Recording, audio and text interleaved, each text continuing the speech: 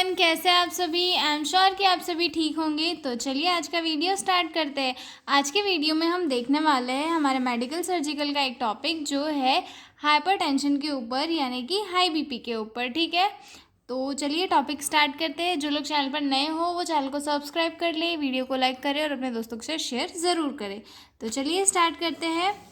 What is hypertension. Hypertension that means हमारा जो blood का प्रेशर है, जो 120 mmHg होता है, उससे अगर वो इंक्रीज़ होता है ड्यू टू सम रीज़न, तो हम उसे हाइपरटेंशन में इंक्लूड करते हैं। ये एक कार्डियक प्रॉब्लम है। इसकी वजह से कई सारी जो है मेजर हेल्थ कंडीशन क्रिएट हो सकती है, जैसे कि हार्ट अटैक या फिर कोरोनरी आर्टरी डिसीज़ या किडनी डैमेज। ये सारी चीज़ें जो है एक क्रोनिक हाइपरटेंशन की वजह से कॉज हो सकती है। ठीक है, तो चलिए स्टार्ट करते हैं।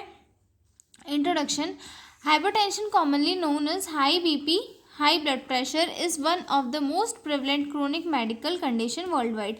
मतलब हाइपरटेंशन जो है इसे कॉमनली हाई बीपी के नाम से जाना जाता है, और ये एक ऐसी डिसीज़ है जो कि वर्ल्ड वाइड बहुत प्रेवलेंट है, यानी कि वर्ल्ड वाइड सभी कंट्रीज़ में ये डिसीज़ देखी जाती है। ये डिसीज़ जो पर्सन मतलब 50 या 45 के अबव होते हैं उनमें ज़्यादा देखने के लिए मिलती है। ठीक है, it is a major public health concern because it significantly increase the risk of serious health problems such as heart disease, stroke, kidney failure and vision loss. मतलब ये जो है एक मेजर पब्लिक हेल्थ कॉन्सर्न है, क्योंकि ये अगर time के साथ धीरे धीरे क्रोनिक होती जाती है तो ये जो पर्सन है उसके लिए लाइफ थ्रेटनिंग कंडीशन भी कॉज कर सकता है। लाइफ थ्रेटनिंग कंडीशन कैसे, जिसकी वजह से पेशेंट की सडन डेथ हो सकती है। अब उसमें क्या क्या हो सकता है,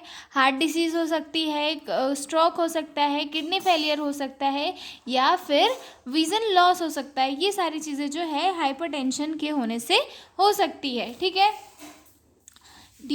due to changes in lifestyle, urbanization, stress, poor dietary habits and lack of physical activity, the number of people affected by hypertension is rising globally। मतलब लोगों की लाइफस्टाइल चेंज होने के कारण, अर्बनाइजेशन के कारण और स्ट्रेस के इंक्रीज होने के कारण जो है लोगों में हाइपरटेंशन की जो वो कॉम्प्लिकेशन है या फिर हाइपरटेंशन के जो केसेस है वो हर दिन बढ़ते जा रहे हैं। और आजकल तो ये ऐसी कॉमन डिसीज़ हो गई है जो हर किसी फैमिली में देखी जाती है। ठीक है, नॉर्मल बीपी कितना होता है, 120/80 mmHg। जो 120 होता है वो डायस्टोलिक होता है, और जो 80 होता है वो सिस्टोलिक होता है, और जो हाई बीपी होता है वो मोर देन 140 to 90 mmHg होता है। अब इसकी डेफिनेशन देखते हैं।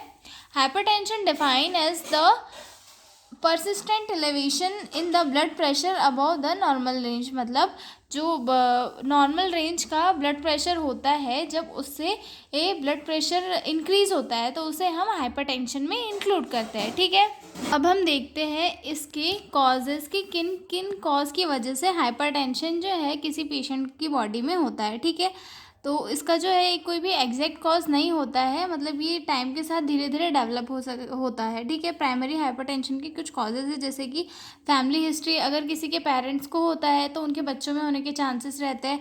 स्ट्रेस के कारण होता है, ओबेसिटी यानी कि मोटापे के कारण होता है, स्मोकिंग के कारण होता है। हाई सॉल्ट इनटेक जो है एक बहुत ही मतलब कॉमन रीज़न है हाई ब्लड प्रेशर का। उसके बाद लेक ऑफ फिज़िकल एक्टिविटी, जो लोग हैं फिज़िकल एक्टिविटी नहीं करते हैं, मतलब बैठे रहते हैं, तो उनकी बॉडी में भी जो है हाइपरटेंशन होने के चांसेस रहते हैं। उसके बाद एज बढ़ने के साथ साथ जो है हाइपरटेंशन जैसी चीज़ें कॉज होने लगती है।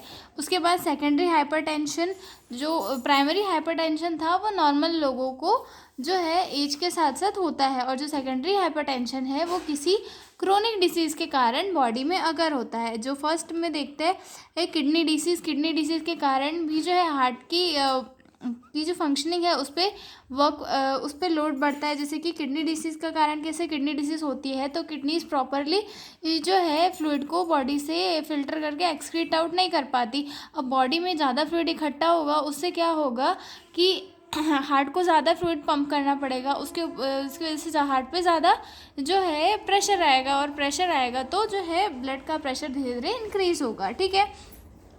हार्मोनल डिसीजेस जैसे कि कुशिंग्स, हाइपरथायरॉयडिज्म, ठीक है। उसके बाद थर्ड आते हैं सर्टन मेडिकेशन जैसे कि बर्थ कंट्रोल पिल्स, इनकी वजह से भी जो है हाइपरटेंशन होता है, ठीक है। अब इसके हम देख लेते हैं पैथोफिजियोलॉजी। हम एक इटियोलॉजिकल, मैंने 2 इटियोलॉजिकल फैक्टर के अकॉर्डिंग पैथोफिजियोलॉजी प्रिपेयर की है।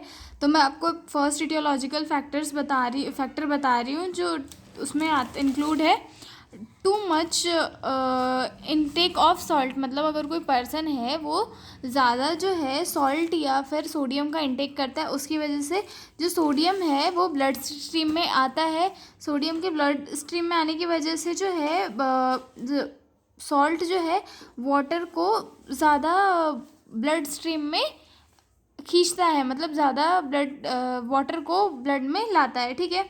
Salt enters the blood, salt pulls extra water into blood, मतलब एक्स्ट्रा वाटर को भी लाता है। ब्लड वॉल्यूम इंक्रीजेज, अगर ज़्यादा वाटर ब्लड में रहेगा तो ब्लड का जो वॉल्यूम है वो इंक्रीज होगा, और more blood puts pressure on the blood vessel, जिसकी वजह से अगर ज़्यादा जो फ्लूइड रहेगा वो ब्लड की जो वेसल्स रहेगी उन पे ज़्यादा प्रेशर पुट करेगा। Blood vessel feel more strained, जो ब्लड की वेसल्स है वो ज़्यादा उनमें खिंचाव तनाव महसूस होगा।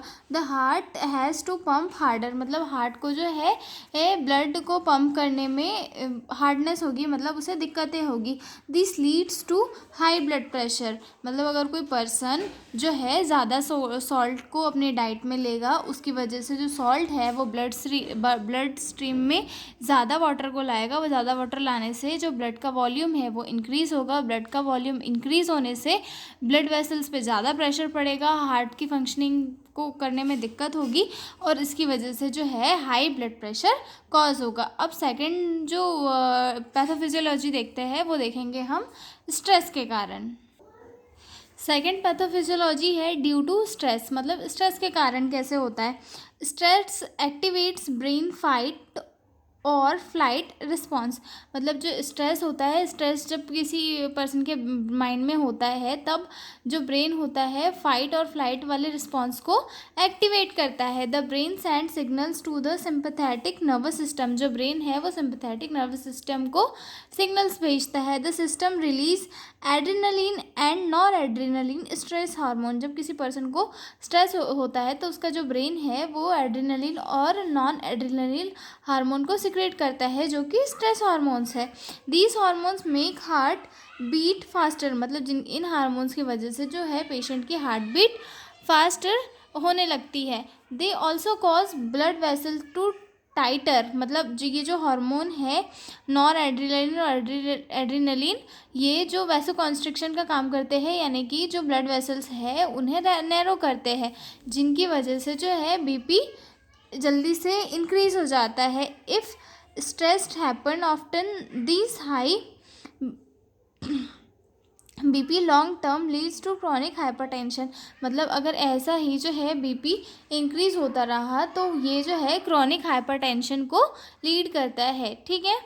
आई एम श्योर आपको पैथोफिजियोलॉजी समझ में आई होगी। अब हम देखेंगे इसके क्लिनिकल मैनिफेस्टेशन। जो हाइपरटेंशन है उसे साइलेंट किलर भी कहा जाता है, बिकॉज इसके जो है सिम्टम्स कुछ सालों तक शो नहीं होते और फिर कुछ सालों के बाद धीरे धीरे शो होने लगते हैं, ठीक है।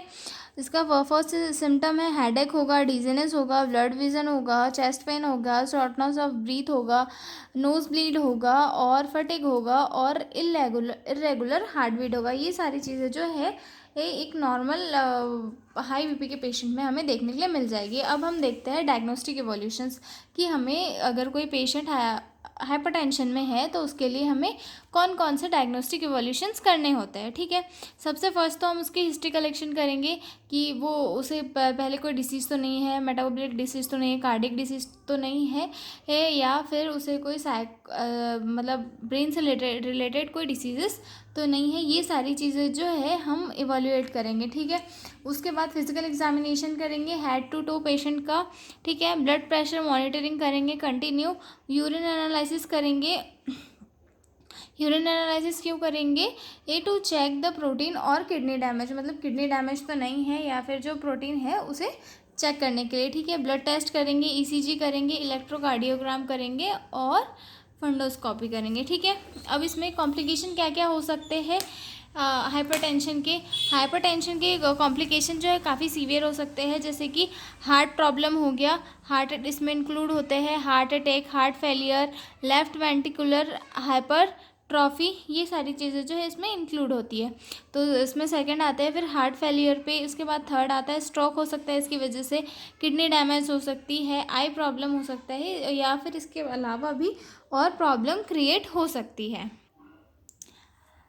इसका मैनेजमेंट देखेंगे, इसमें सबसे फर्स्ट तो लाइफस्टाइल मॉडिफिकेशन करेंगे क्योंकि लाइफस्टाइल मॉडिफिकेशन से जो है काफ़ी हद तक हाइपरटेंशन को कम करने में हेल्प मिलती है। सबसे फर्स्ट तो हमें जहाँ पेशेंट को लो सॉल्ट डाइट लेने के लिए कहेंगे कि जिसमें सॉल्ट कम हो या फिर जो सॉल्ट नहीं हो, जिससे क्या होगा कि सोडियम बॉडी में ज़्यादा इनटेक नहीं होगा और पेशेंट की जो हेल्थ है वो अच्छी रहेगी, ठीक है। वेट लॉस करने के लिए कहेंगे, अगर कोई पेशेंट ओबेसिटी वाला है मतलब मोटापा है उसे, तो हम उसे ये एडवाइस करेंगे कि आप जो अपना वेट है वो धीरे धीरे कम करिए, इससे आपका जो ब्लड प्रेशर है वो भी नॉर्मल रेंज में आ जाएगा, ठीक है। रेगुलर एक्सरसाइज के लिए उसे जो है प्रमोट करेंगे जिससे कि ब्लड का सर्कुलेशन अच्छा रहेगा।